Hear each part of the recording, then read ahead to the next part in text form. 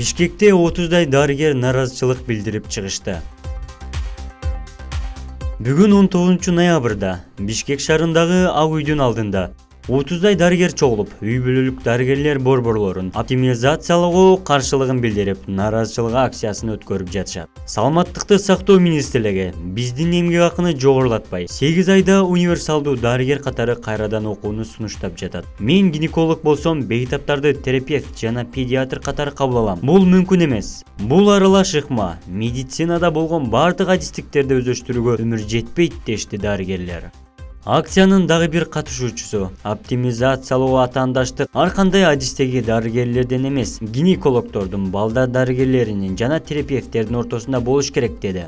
Бул медицинаны жоготуу диверсиясы, бул жеңил ойлуу кабыл алынган чечим, деди дарыгер гинеколог. Булак турмуш KG.